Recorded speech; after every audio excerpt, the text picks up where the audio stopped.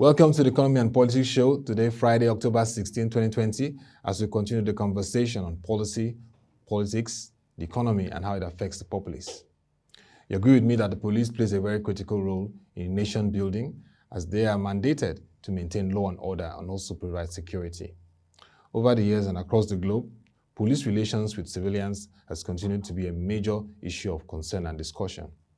Whether in the US or in Nigeria, two large democracies across the world, the role of the police continues to be at the front burner in terms of redefining it to serve the public better, which is guaranteeing security. Today, we'll be looking at the quest for reforms and effective policing in Nigeria on the backdrop of recent protests across the country demanding accountability, transparency, and effective service from the police force.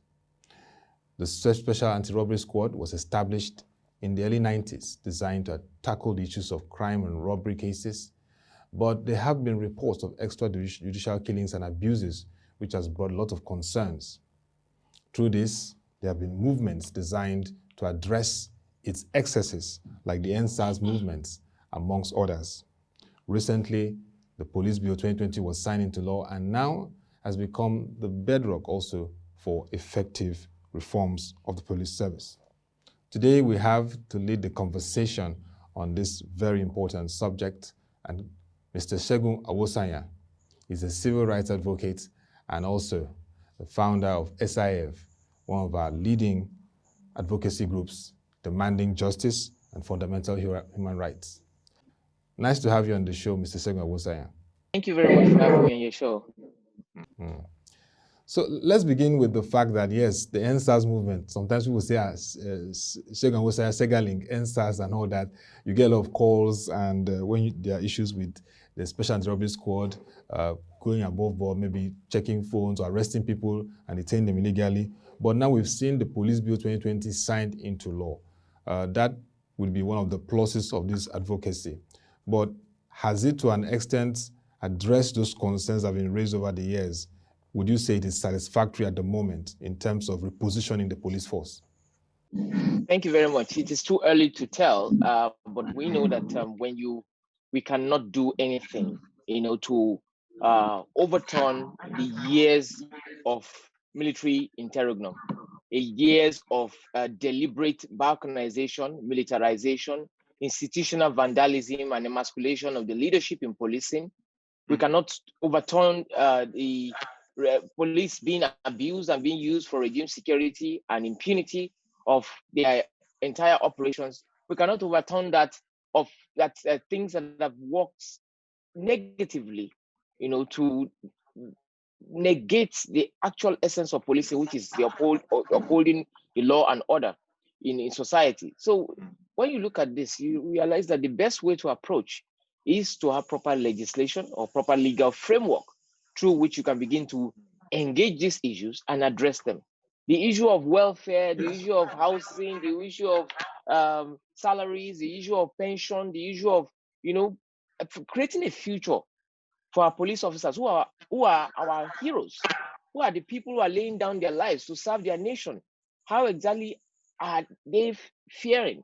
It's not about how much salary they are collecting per se, but is there a future for them? Is there hope at the end of the tunnel? Is there something they can look forward to should they retire today?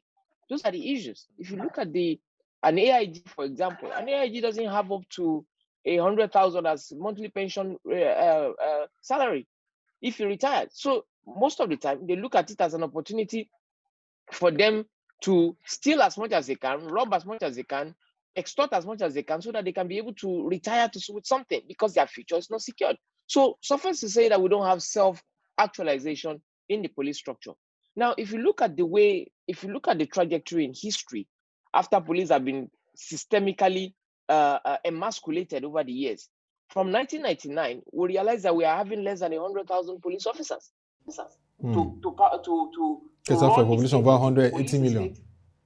Yeah, over 180 million. So it was more or less an impossibility. So the president, as at that time, said, "Oh yeah, let everybody go and bring police. Let's go and hire police, recruit police." Our facilities have threshold, a limitation, maybe 13,000. We are hiring 50,000 per year. We are recruiting 50,000 per year. So a lot of these people did not get trained. And at the end of the day, politicians also have their own. Your kings, your pastors, your leaders, they have slots.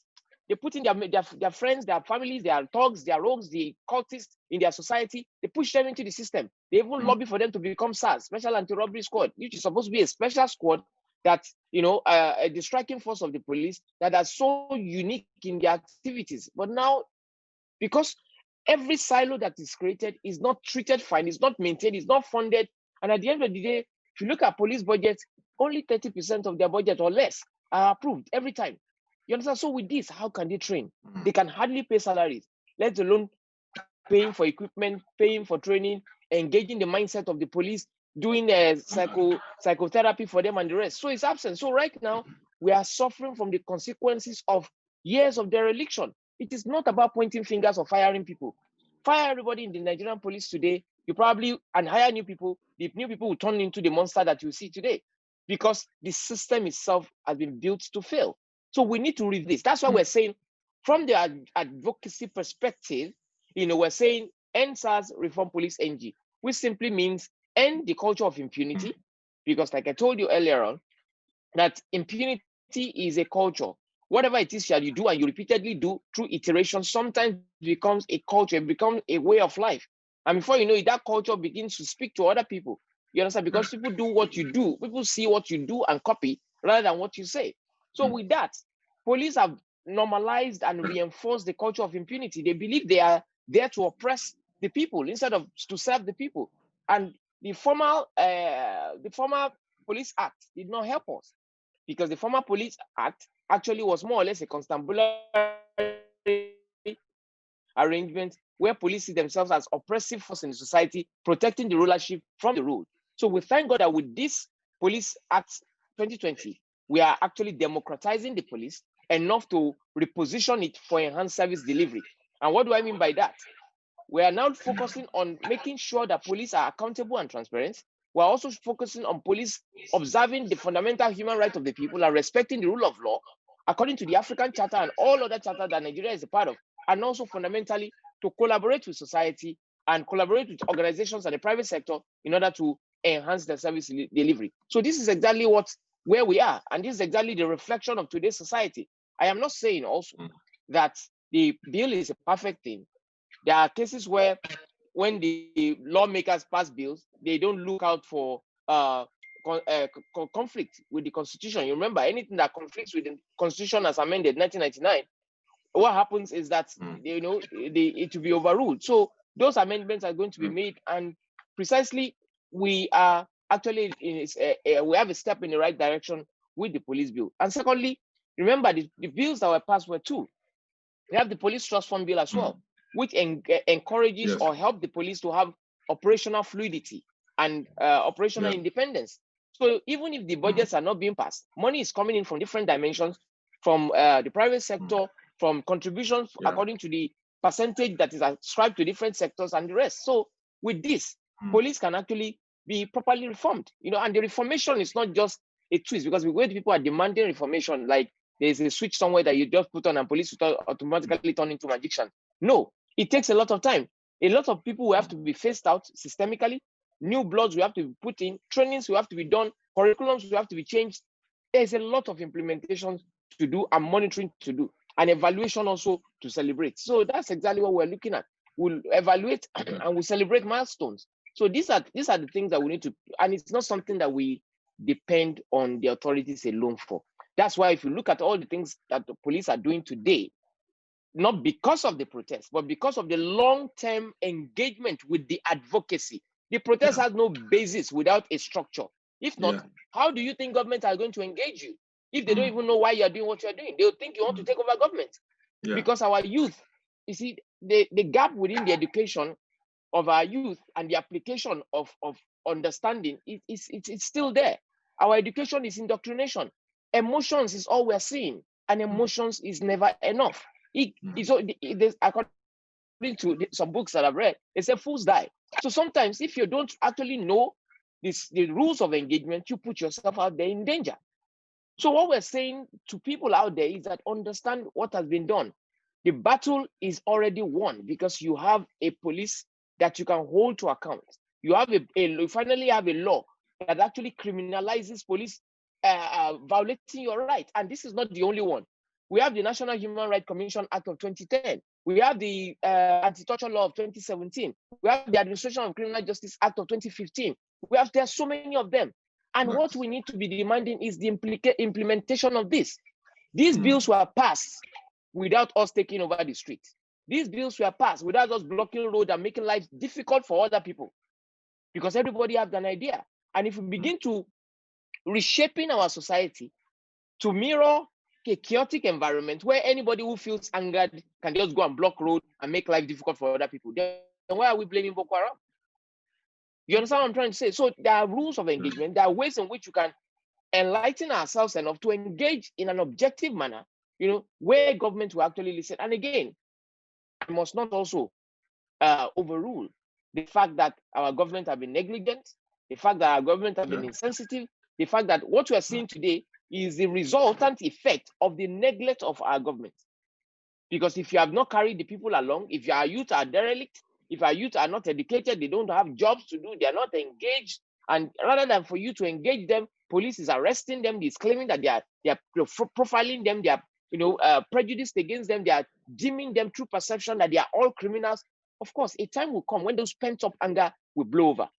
So that's why you're seeing the protest out there, and there's a difference between the advocacy and the protest. The protest have birthed itself from an organic protest to another movement entirely, even though we know that underneath, there's no how you expose yourself to an open protest that you will not have different interests coming in to exploit, the anger and to take advantage of the vulnerability. So we just have to be very careful out there. Definitely, and like you rightly said, there's a difference between the protest and advocacy, but it's a culmination of failings of many people that have been killed, many people that have been arrested illegally, many people that have been just maimed, rendered, incapacitated just because of no efficiency or lack of supervision in the roles of the SARS, which, of course, like you said, the reaction was the presidency and the special police disbanding the SARS operation. You had this meeting, you were in that meeting with your group alongside others with the Inspector General of Police. But let's just go through some of the key points from that initial disbanding directive of the Federal Special Anti-Robbery Squad. Said this takes effect from across all the states' commands, and all officers and men serving in the unit will be deployed to other police commands and formations. That's second. The third one was a new policing arrangement for tackling the offenses of armed robbery and other violent crimes will be made public soon, which we've heard about the SWAT, the Special Tactical Force. And then, of course, the part that interests me more is the Citizens and Strategic Stakeholders Forum, which will be launched to provide an avenue for citizens to regularly interface and advise the police authority on touching issues on the general public. In that meeting you had with the Special Police and the presidential panel on the protests of the youths and everyone who are agitated about these excesses of SARS, did you see a roadmap, a timeline of actions and engagements that shows that there's a lot of seriousness? Because Mr. Segun Awosanya, if there's seriousness on the part of government and the police to really address this, and we begin to see those actions with timelines, people will begin to believe that there's a change in approach. I must say that based on my track record, the organization's track record, and every single thing that I probably have been involved in, together with the collaborations that we have, the things that they've been involved in as well, as it correlates into this particular movement in terms of this advocacy, NSAS Reform Police NG. It's not just NSAS, it's NSAS Reform Police NG, objective and vision. You can tell that every single thing that we endorse has the spirit of excellence on them. We will not at any meeting and we'll be doing business as usual, because the major reason why we are here in the first instance is to stand as a bridge over institutional gaps, not just police or criminal justice system, across institutions. We've been rendering interventions for many years, and we have proven ourselves over the years. So for us to meet with the authorities that we have been engaging for many years, who know our pedigree, they know that we're not going to settle for less, as we are doing this, not just for a generation of now who probably want to eat and drink on the highway and enjoy themselves and listen to music all the day, but for the future of our children. Our parents never confronted the authorities. They never stood against the status quo in order to say this is what we wanted. That's why we inherited this mess. And we are not ready to allow our children to inherit this. So it is not about those throwing tantrums now. It is about those lovely children who did not beg to come to this world. So we are being responsible for them, regardless of the insult being thrown. Remember, Noah built an ark and everybody mocked and made noise. But the rain didn't stop the rain. People were, they were forced to face the consequences of their choices. Moses was frustrated at the end of the day, you understand, with the bickerings and daily, mocks and all, despite the miracles of the parting of the sea. But yet, at the end of the day, the people who belong to the bickering group did not see the promised land. So like I said, those who are focused, who understand the essence of why we're doing this, the true members or the true subscribers to the movement and to the advocacy, understand that emotions alone are not enough. Government have moved and they have met us somewhere. Integrity dictates that when we say we want A, B, C, D, and government says, okay, I'm doing A, B, C, D, and you have seen movement on ground. You've seen that an effort has been made. You've seen these are not mere pronouncements. These are things that have been shaping up and that have been moved into places to make sure this is achieved. Most of those things, anyways. For example, you're saying government should increase police salary. This is not something you just increase like there's a switch somewhere. It's not a stopgap. It's something that has to be backed by something, and that's why the police reform bill is there. The provision is there also that there will be remuneration, better remuneration for police officers. So that one is already done. As far as we're concerned, it's not something that it's not a knee-jerk reaction. And I must tell you, aside from what the protesters put out there, the advocacy itself had 10 demands from the government. While we give them 60 to 90 days to actually actualize it, because we know it takes time. It is not something that we're not going to be looking at chasing ideals when we can actually look at what is doable in the shortest period to be able to stem the bleeding. Government have taken a very difficult decision of ending SARS, which they never thought they are going to do, because the reality in the South is that the experience they have with SARS is deadly, is brigandage, is this and that and that, but in the North, they are actually delivering. They are helping them with their security. The agro rangers, the SARS, they are the ones confronting the bandits and the rest, even where the soldiers are found wanting. So what am I saying? The people in the North, when they hear NSAS, they get offended that you want them to perish, because these are the people saving them. Meanwhile, when we say NSAS and when we hear reform SARS, we feel these people are insensitive. They want us to die in the hands of rogue police officers. So until someone who sees both sides comes together to say, guys, look, we're looking at various realities. Let us understand ourselves and let us find an amicable ground. And that's exactly what happened. Not from the protest, but from the advocacy, where everybody saw from each other's side. And we say, you know what, let us shut down the SARS so that we can stop the bleeding in the South, and then create a new tactical squad who will be trained, who will be fit for purpose, and who will be able to engage after their training. But again, in the meantime, those ones that have been disbanded must be evaluated psychologically, must be retrained, must be engaged to the point where they can now be reintroduced to the system after they have been found after they have been found qualified, because there are a lot of them that are still going to be having court cases. A lot of them are going to be paying for their crimes, so not all of them will be available, and some of them are on drugs. They cannot come in again, and some of them are suffering from different things. We're not leaving things to as open-ended. We're engaging government and to ensure that we strengthen our own institutions, not just making noise on the street, sitting back and expecting a miracle. That's not how nations are built. You join hands together with your authority to ensure that the right things are done. So this is where we are.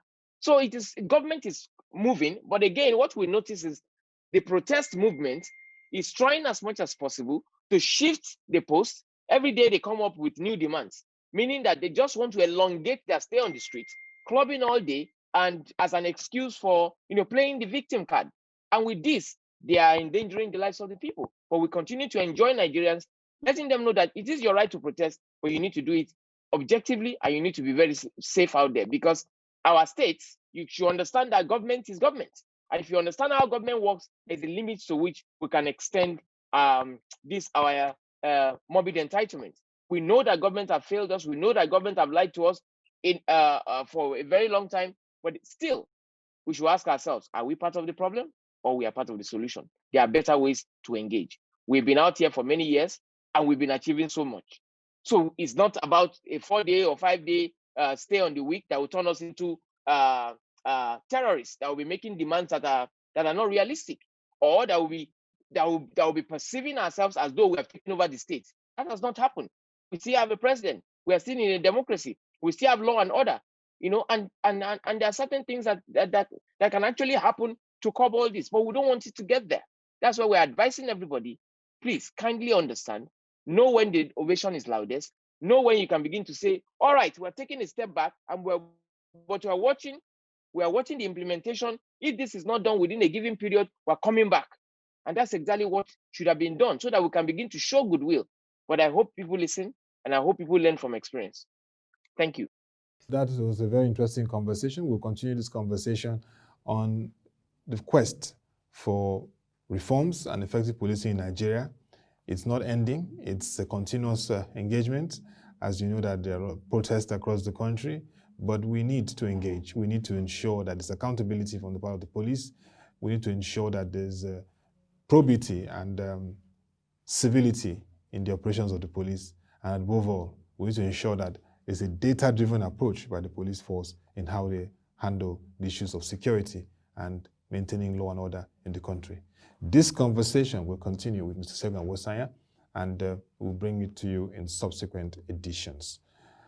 You can join our website, www.prochange.com, to watch our videos, read our news reports, analysis, and please send your views and comments on how can we effectively achieve reforms, implement these reforms for the police force, and achieve effective policing in the same tranche. Send your views and comments to news@prochange.com. We're available to tend to it and respond to you. Till we come your way again. This is wishing you a great weekend. Thank you for watching. Have a nice day and stay safe.